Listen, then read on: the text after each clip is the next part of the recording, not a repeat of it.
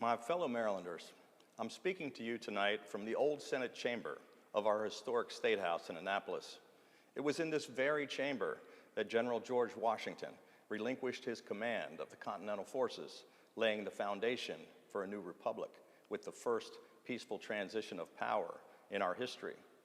238 years ago, the Revolutionary War ended right here in this very room with the ratification of the Treaty of Paris. For Maryland and for our nation, this is a place where great things begin and where great things are accomplished. And it is from this hallowed place that I have the privilege to report to you on the state of our state. What makes the state of our state strong is the caliber and character of our people. Earlier today, we laid to rest 3 of our true heroes of the Baltimore City Fire Department who tragically died in the line of duty. Lieutenant Paul Buttram, Lieutenant Kelsey Sadler, and firefighter Kenny Lacayo. Far too often, our first responders don't get the appreciation they deserve. It shouldn't take a tragedy like this to remind us of the tremendous debt we owe to all of our firefighters, police, and first responders. In memory of Kenny, Kelsey, and Paul, I ask for all the people of Maryland to find a way to say thank you to those who run toward the danger as others run from it. It has now been 7 years since you first granted me the honor of serving as Maryland's governor, and there has not been a single day, good or bad, when I was not grateful for the privilege.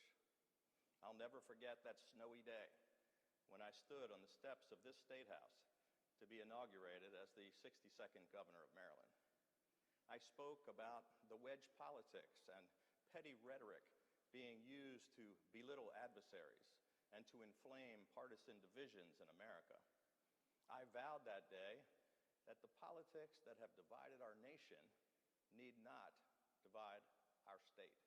And I pledged to create an environment of trust and cooperation where the best ideas rise to the top based upon their merit, regardless of which side of the aisle they come from.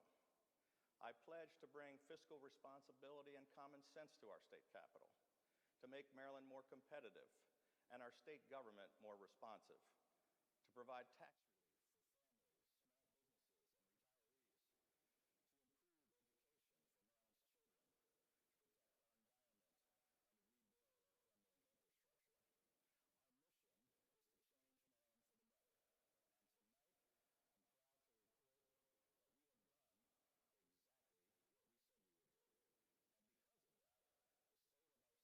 strong. By any measure, stronger and better than it was when we began our mission. Together, we have changed Maryland for the better by facing our fiscal challenges head on, easing the tax burden, and paving the way for historic economic growth and record job creation. We changed Maryland for the better with record investments in education 8 years in a row to prepare our children for the opportunities of the future. We changed Maryland for the better by protecting the health care coverage of Marylanders and providing lower insurance rates for the first time in a decade. We changed Maryland for the better with historic funding for Chesapeake Bay restoration efforts, program open space, and other land preservation programs, and by setting bold goals to reduce greenhouse gas emissions. We changed Maryland for the better with record investments in our roads, bridges, and transit systems, transformative projects to relieve some of the worst traffic congestion in America, and to expand capabilities at the Port of Baltimore and BWI Marshall Airport, along with historic investments to ensure universal high-speed internet access to everyone in every corner of the state. We have been able to accomplish these things despite some formidable and unforeseen challenges. None of us could have imagined how we would all be tested by a once-in-a-century global pandemic and the unprecedented turmoil it has caused. The lives and livelihoods lost, the unimaginable personal and economic hardship. We stepped up and rose to the occasion by bringing to bear the entire arsenal of government and public health. We mobilized the citizen soldiers of the Maryland National Guard to lead strike forces into nursing homes, to save the lives of our most vulnerable, to stand up surge tents at hospitals, to transport life-saving equipment, and to administer tests and vaccines. When no state in America had any testing capacity whatsoever, we led by building an entire testing infrastructure from scratch. When hospitals were overflowing, we added 6,000 additional surge beds and stood up new field hospitals. When we needed to reinforce our beleaguered healthcare workforce and emergency personnel, we activated the Maryland Responds Medical Reserve Corps and called retired nurses and nursing students into action. We built mass testing and vaccination sites all across the state and established the nation's first vaccine equity task force to get shots into arms in hard-to-reach and underserved communities. Together, we have led one of the strongest health and economic recoveries in America, thanks to the heroics of our healthcare workers, our emergency services personnel, National Guard soldiers and airmen, and the resilience of our small business community, and all the people of our state who came together, looked out for one another, and who answered the call to be Maryland strong. We have now spent nearly 2 years fighting this virus, and it has taken far too much from us, including, sadly, 13,316 of our fellow Marylanders. But tonight, there is hope, because with swift and decisive actions and the vigilance of Marylanders, I'm pleased to report that we have turned back another dangerous variant of COVID-19, and tomorrow, the state of emergency will end in Maryland. Our long-term public health response will continue. Our surge capacity, our testing and tracing operations, our vaccine clinics, all those things will remain in place as part of an ongoing operation of government. But my message to you tonight is that we must all learn to live with this virus, not to live in fear of it. We can't let it continue to dictate how we live our lives. Our offices and businesses need to be open. Our kids need to be in school, in person. And of course, we'll continue to follow the data and the science, and we'll keep fighting back with everything we've got. But make no mistake about it, we are moving forward, full speed ahead, and we will continue to lead the nation in both health and economic recovery. We're also going to finish the job that we set out to do back in 2015. We're going to keep changing Maryland for the better by passing more much-needed tax cuts for hardworking families, small businesses, and retirees. And fortunately, we're now in a position to do just that. After 7 years of fiscal discipline and responsible budgetary actions, record job creation and economic growth, together, we successfully brought our economy back from the brink, from the 43 consecutive tax hikes that took $10 billion from the pockets of struggling families, small businesses, and retirees, from losing 8,000 businesses and over 100,000 jobs, and from the crushing $5.1 billion structural deficit we inherited. We repealed the rain tax mandate and eliminated or reformed more than 14,000 job-killing regulations. We cut tolls at every single facility in the state. The first time tolls have been cut in Maryland in 50 years.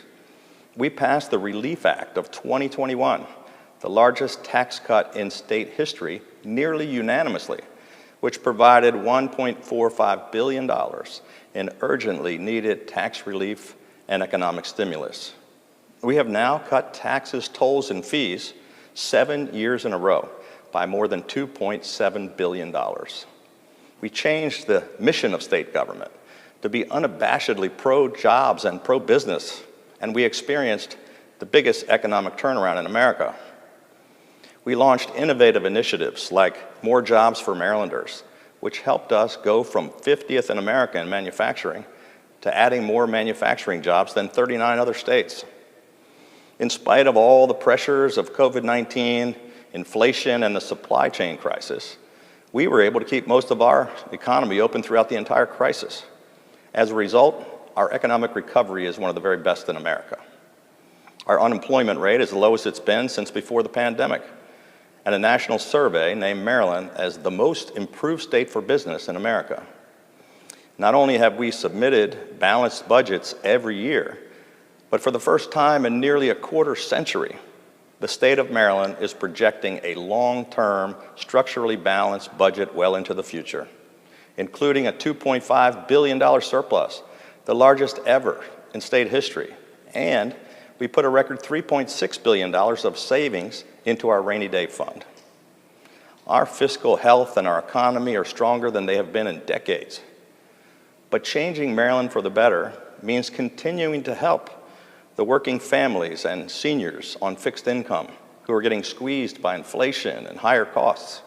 So we introduced the largest tax cut package in Maryland history, more than $4.6 billion in additional much-needed tax reductions.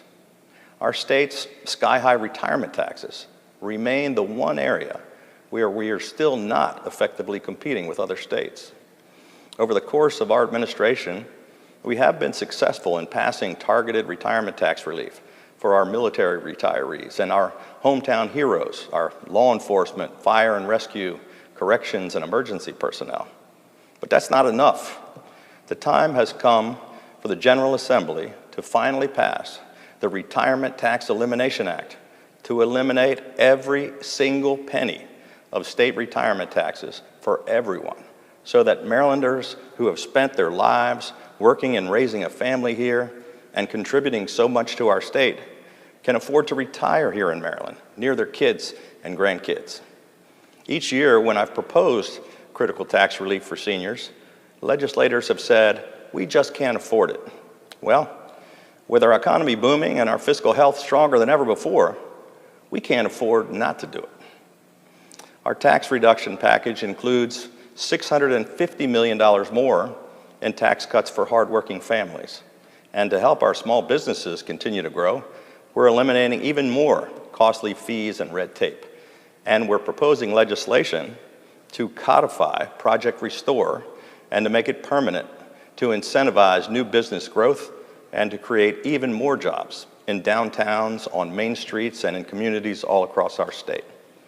And we're going to enact the More Jobs for Marylanders Act 3.0, a successful program we first enacted in 2017 and then expanded in 2019, which incentivizes and encourages the creation of more jobs where we need them most.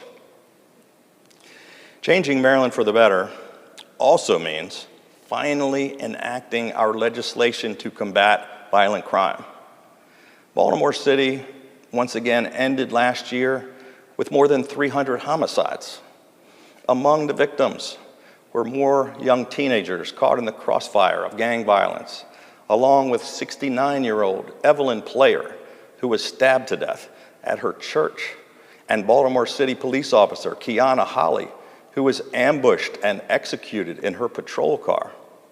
On the very first day of the new year, a 16 and 17-year-old were gunned down in a triple shooting, becoming the first victims of 2022. And just last week, Cheryl McCormick, a 51-year-old grandmother who was working as a DoorDash driver, was gunned down during a robbery in Northeast Baltimore. And Chelsea Patterson, the general manager of a popular restaurant in Little Italy, was fatally shot in Fells Point. It was the deadliest January in the city in nearly 50 years. The reality is, no matter how much money we invest or what state actions we take, Baltimore City will not ever get control of the violence if they can't arrest more, prosecute more, and sentence more of the most violent criminals to get them off the streets. The people of Baltimore deserve results from their city leaders and legislators, not more empty platitudes and broken promises. Year after year, we have introduced tough anti-violent crime legislation that is supported by more than 80% of the people of Baltimore and more than 80% of every demographic everywhere, all across the state. But those pleas for action have been repeatedly ignored. Enough is enough. The time has come for Baltimore City to take back its streets and communities once and for all. Tonight, on behalf of all the people who are sick and tired of all the senseless violence, I'm calling on the leaders in both parties and in both houses to immediately pass and send to my desk the Violent Firearms Offender Act to increase penalties for those who use guns to commit violent crimes, and the Judicial Transparency Act, because the public has a right to know about the sentences judges are giving or not giving to the most violent offenders. People are being shot and are dying nearly every single day. It's time to put the politics aside and to finally get this done. There can be no more excuses. Homicides and violent crime waves are surging in nearly every major city across the country. And the violence terrorizing our neighborhoods and cities is only made worse by divisive politics and the demonization of the dedicated men and women who risk their lives every day to keep us safe. Law enforcement agencies in Maryland and across the nation are struggling to attract and retain qualified officers. There could not possibly be a worse time for anyone to call for defunding the police or for cutting funding for public safety. The reality is that our police are underfunded and under attack, which is why we launched a $500 million Refund the Police initiative to help recruit and retain more quality officers, to increase diversity and expand community policing efforts, to improve training, to teach better de-escalation techniques, and to provide body cams and other technology and equipment upgrades for state and local police departments all across Maryland. Since we announced our Refund the Police initiative, many cities and states have begun to follow our lead. Even some of the most progressive cities, like New York, Chicago, and San Francisco, are now agreeing that we need more investment in public safety. Time and again, our police, our firefighters, and first responders bravely answer the call. And as long as I am governor, we will continue to stand with them and continue to fight to provide them with the support and the resources they need to keep our communities safe. Our nation is bitterly divided. We need to find a way to fix the broken and toxic politics that is tearing us apart. We need to restore trust and fairness to our political system by allowing voters to pick their elected representatives rather than having politicians pick their voters. Gerrymandering is partisanship at its worst. It's a cancer on our democracy. And Maryland has the unfortunate distinction of having the worst, most gerrymandered districts in America. Maryland legislators had the chance to right that wrong. We introduced fair maps, which were created by Maryland's nonpartisan Citizens Redistricting Commission. But legislators replaced them with maps that they drew up in secret behind closed doors, which have been universally criticized, receiving a flunking F grade by the Princeton Gerrymandering Project. These maps make a mockery of our democracy. Fortunately, the courts, not the legislature, will be the final arbiter. In his farewell address, George Washington warned that partisanship would create a spirit of revenge that would undermine the reins of government and lead to the ruins of public liberty. My fellow Marylanders, in this historic place where the founding principles of American democracy were born, and here in our great state where Francis Scott Key wrote of a flag that was still there, where Frederick Douglass and Harriet Tubman forged the path to freedom, where Thurgood Marshall fought for equal justice under the law, we still believe in the power of coming together to change things for the better. And we still believe that what unites us is greater than that which divides us. To those who say that America is too divided, that our political system is too broken and can't be fixed, I would argue that we have already shown a better path forward. And if we can accomplish that here in Maryland, then there's no place in America where these very same principles cannot succeed. So tonight, as we reflect on all that we have accomplished together, and as we embark on the hard work still left to be done, I want to once again say thank you to the people of Maryland for giving me this incredible honor of serving as your governor. This truly is the most important work of my life, and I pledge to you that I'm going to keep giving this job everything I've got every single day that I am given. Let's finish the work we started together. Let's keep changing Maryland for the better, and let's continue to set an example for the rest of the nation so that America can once again be a shining example to the world. May God bless the great state of Maryland and the United States of America.